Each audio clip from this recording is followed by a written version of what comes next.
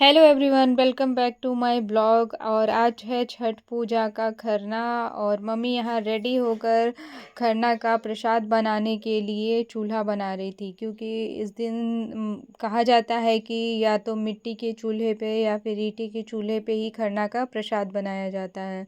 तो मम्मी यहाँ देखिए ईंटे का चूल्हा बना रही थी प्रसाद बनाने के लिए। और अब चूल्हा रेडी हो चुका है और यहाँ पर एक एक करके मम्मी ईंटा रख रही हैं। और देखिए फाइनली मम्मी चूल्हा बना ली है। मम्मी जब चूल्हा बना लेंगी तो फिर चूल्हे का पूजा किया जाता है। तो यहाँ सबसे पहले मम्मी घी लगा रही थी चूल्हे पे, और यहाँ घी लगाने के बाद इसके बाद मम्मी सिंदूर लगाएंगी, अक्षत छिड़केंगी, अगरबत्ती जलाएंगी, दीप जलाएंगी, चूल्हे का आरती उतारेंगी, उसके बाद चूल्हा जलाएंगी। और ऐसा माना जाता है कि जैसे नॉर्मल लोग चूल्हा जलाते हैं वैसे नहीं, पहले चूल्हे का पूजा किया जाता है, उसके बाद फिर गोईठा पर कपूर या फिर घी की बत्ती रख के चूल्हा जलाया जाता है। ऐसे जैसे नॉर्मल लोग खाना चूल्हे पे बनाते हैं तो जैसे चूल्हा जलाते हैं वैसे नहीं, इसमें बहुत अच्छे से पूजा वूजा करके चूल्हा जलाया जाता है। तो यहाँ देखिए मम्मी पूजा कर लेंगी, उसके बाद चूल्हा जलाएंगी। आप लोग वीडियो में एक एक करके देखते जाइएगा। अब अभी मम्मी अगरबत्ती दिखा रही हैं और अगरबत्ती दिखाने के बाद फिर मम्मी ये चूल्हा जलाएंगी। देखिए यहाँ मम्मी गोईठे पर कपूर रख दी है और ये आम की लकड़ियां हैं छोटी छोटी सी। ये इसे पहले इसी पे जो कपूर के ऊपर रखती जाएंगी कि तुरंत पकड़ लेगा आग। और ये देखिए मम्मी रख दी हैं, अच्छे से आग जल भी गया है, ज़्यादा परेशानी नहीं हुई जलाने में। कभी कभी तो ऐसा होता है ना कि बड़ी बड़ी मोटी लकड़ियाँ रहती हैं तो जल्दी नहीं पकड़ती हैं, तो इसीलिए मम्मी ना पापा से बोल के ये छोटा छोटा टुकड़ा वाला जैसे आम की लकड़ियाँ मंगाई थी। उसके बाद देखिए अब बड़ी बड़ी लकड़ियाँ रखेंगी, ऐसे आसानी से तुरंत ही जल जाता है। और डायरेक्ट बड़ी बड़ी लकड़ियाँ रखने पे थोड़ी प्रॉब्लम होती है, वैसे भी जल जाता है लेकिन थोड़ी प्रॉब्लम होती है जलाने में।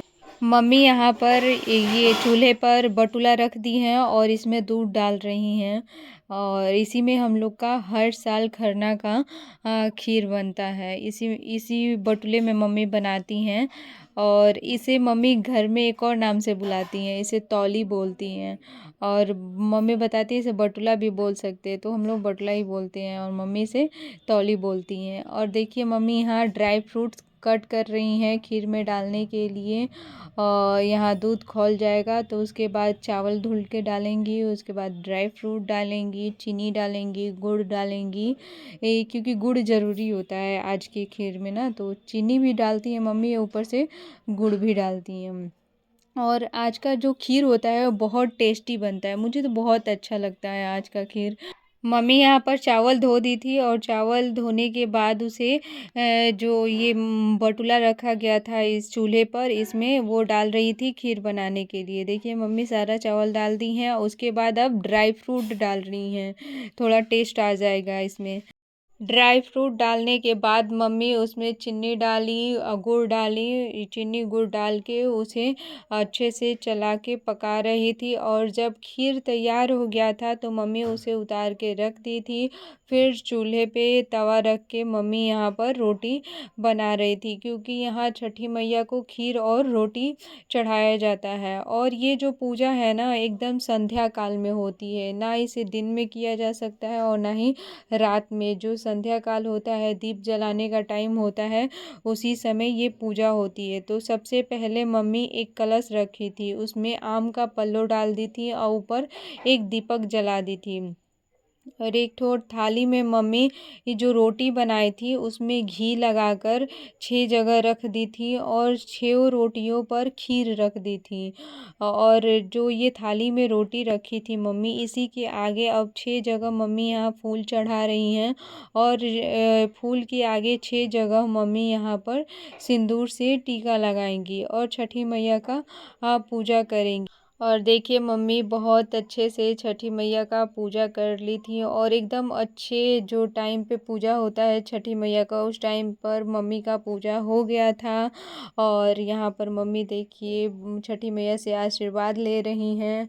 और मम्मी पूजा करने के बाद पूजा घर में ही शाम के टाइम हम लोग के घर में पूजा होता है, कान्हा जी को भी भोग लगाया जाता है।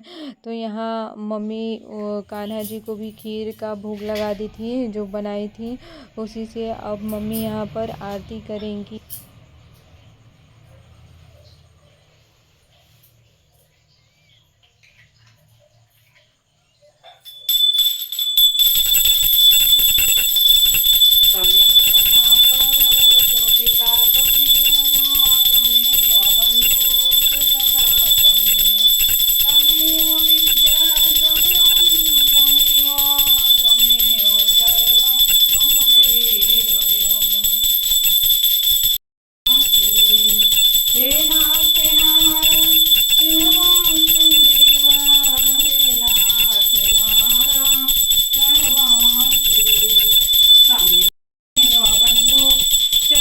यहाँ पर खरना के दिन पूजा हो गया था। मम्मी बहुत अच्छे से छठी मैया का यहाँ पर पूजा कर दी थी। और देखिए मम्मी यहाँ पर माथा टेक कर छठी मैया से आशीर्वाद ले रही थी। उसके बाद सभी घर वालों को मम्मी बुलाकर यहाँ पर एक एक करके बोल रही थी कि माथा टेक के आशीर्वाद ले लो लोग।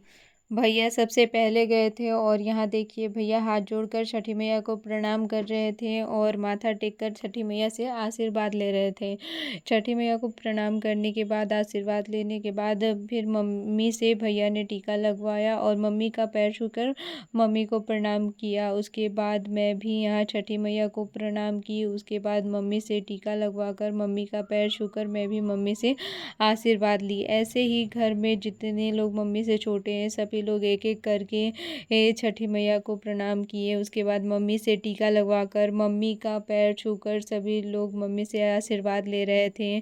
और यहाँ पर हम और मम्मी पूजा ख़त्म होने के बाद फ़ोटो क्लिक करवाएं। उसके बाद फिर जो छठ मैया का ये प्रसाद बना होता है खरना के दिन का, तो ये सबसे पहले प्रसाद जो व्रत की रहती हैं लोग छठ माता का वही खाती हैं लोग। तो यहाँ देखिए मम्मी यहाँ प्रसाद निकाली हैं और सबसे पहले छठी मैया को प्रणाम कर रही हैं। उसके बाद ये छठ पूजा का प्रसाद खा रही हैं। तो यहाँ मम्मी प्रसाद खा लेंगी, उसके बाद फिर हम सभी घर वाले भी छठी मैया का ये खरना के दिन का प्रसाद खाएंगे।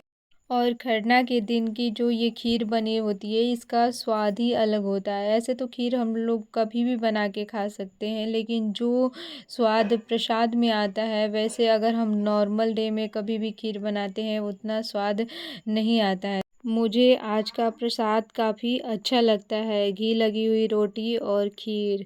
अगर आप सभी लोगों को हमारा ब्लॉग पसंद आए तो इसे लाइक करिएगा, सब्सक्राइब करिएगा। इसी के साथ इस ब्लॉग को यहीं पे एंड करते हैं। Bye bye.